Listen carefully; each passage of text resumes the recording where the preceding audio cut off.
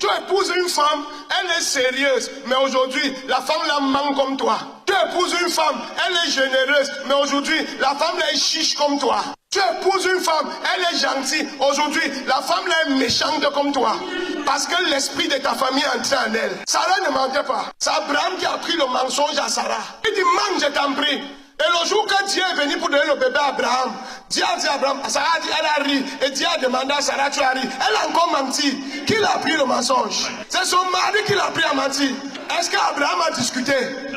Quand Dieu a dit que tu as menti, est-ce qu'Abraham a parlé? Non. Parce qu'il savait qu'il a pris le mensonge à sa femme. Les hôtels, quand tu ne les détruis pas, ça va te détruire. Tu ne vas jamais arriver à destination parce qu'ils vont te réclamer.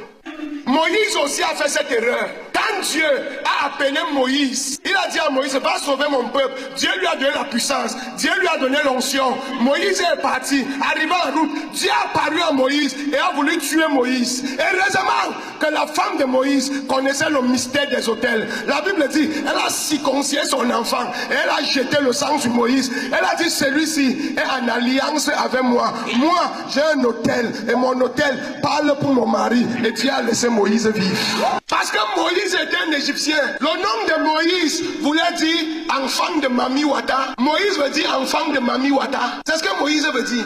Quand tu appelles ton enfant Moïse, ça veut dire enfant de Mami Wata. Moïse a un Égyptien, l'enfant qui a été tiré de l'eau, l'enfant des eaux. Et maintenant, avec ça sur lui, il a été baptisé chez les fétiches. Il a été initié dans les fétiches. Il a grandi dans les fétiches. Et Dieu l'appelle et il prend le bâton. Il dit qu'il part en mission. Les fétiches ont dit que Laïlaï, tu nous appartiens. Et même quand il est mort, la Bible dit, Satan est venu discuter le corps de Moïse. Quel autre prophète on a discuté son corps? Personne. Pourquoi? Parce que Moïse n'a jamais levé d'autel. Moïse opérait dans le power, la puissance, les miracles. Il a oublié le fétiche de la maison de Pharaon qu'il a servi. À la fin de sa vie, ils sont venus dire qu'il nous appartient.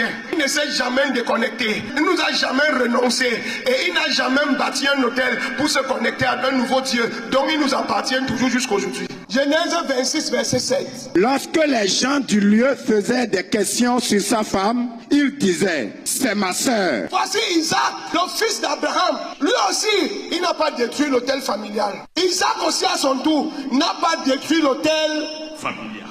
Et le mensonge qui tenait son père, qui a voulu détruire son père, le mensonge l'a aussi attrapé. Le même mensonge de son père. Lorsque les gens du lieu faisaient des questions sur sa femme, la femme d'Isaac, il disait, c'est ma sœur. Car il craignait en disant ma femme que les gens du lieu ne le tuassent. Parce